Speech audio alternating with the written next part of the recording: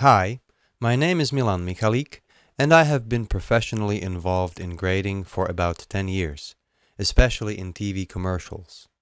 I will be guiding you through this video tutorial, showing you the basics of DaVinci Resolve application.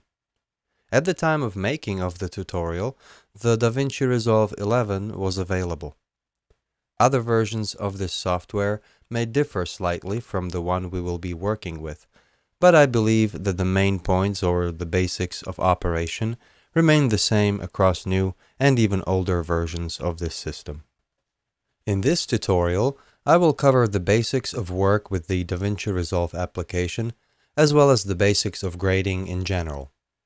Also, the application comes with a thorough user's manual in a PDF format, which you can use in combination with this tutorial, or as an additional tool that may help clarify the more complex areas that I have to leave out or simplify due to time constraints. The manual also lists changes and functions that were added or updated compared to the newer as well as older versions of the application. Before getting to the application itself, I'd like to talk a little about the reasons behind working with color corrections or grading. There are two categories of reasons, and the first one of them is technical reasons. A color correction result is to be not only visually appealing as such, but it also must be an image, such as a video file or a sequence of shots, with specific and necessary parameters. The parameters may be determined either by you or the project sponsor. The result of your work, that is, the exported data, will differ depending on whether it is intended for, say, YouTube or a movie theater. In the past, all electronic cameras captured images in a linear mode, in the Rec. 601 norm, and later with HD video in the Rec. 709 norm. Manufacturers gradually sought ways to improve the image quality of their cameras, and consequently, several new formats and image capturing modes have been developed. Currently, the so-called RAW video is one of the most popular ones.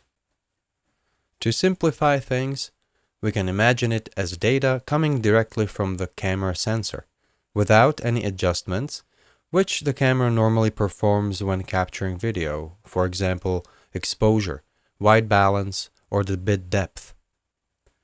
Some such cameras include products by companies such as Blackmagic Design, Red, Arri, Sony, and many others. This raw material is directly unusable or cannot be read by conventional players, primarily due to its size, but also because its decoding is highly demanding on hardware. Another popular format, especially with DSLRs, is logarithmic data storage.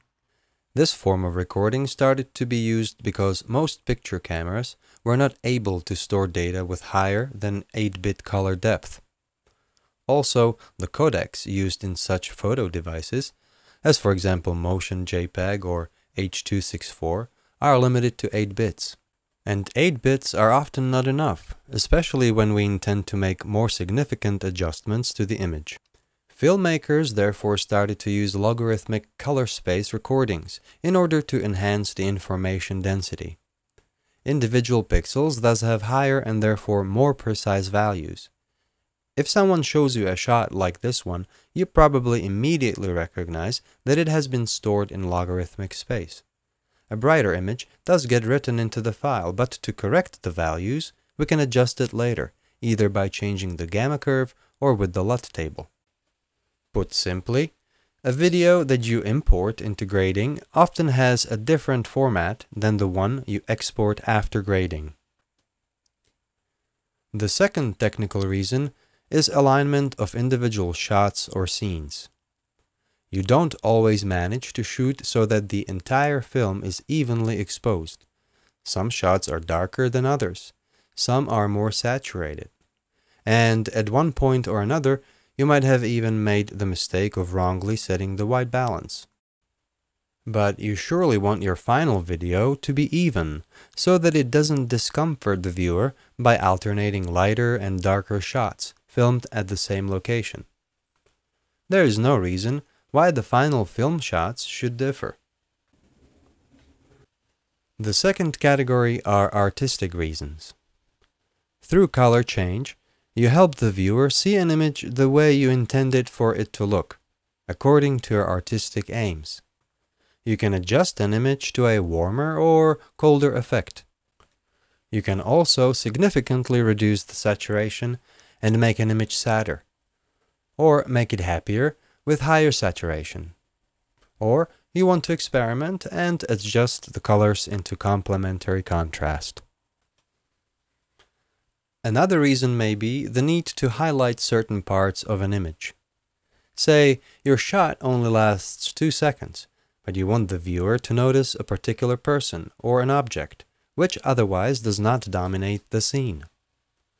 If you highlight the person or object, or make a different part of the image darker, the resulting effect is that your viewer notices the desired part sooner than the rest of the image. It is based on the natural human reaction to notice lighter spots faster than the darker ones. Clearly, many applications offer color correction, and you don't even need to use special grading software. If you edit your video using Adobe Premiere, Apple Final Cut Pro, Sony Vegas, Avid Media Composer, Grass Valley Edius, or another editing software, you've probably already used some of the image adjustment tools. It's quite alright and no harm is done, but if you feel you want to do something more with the image, or that your editing software limits you in some ways, let's say you are unable to process raw format, or to create several masks in a single image, or perhaps you are unfamiliar with replaying your corrections in real time, you should definitely try an application specially intended for color correction, that is, grading.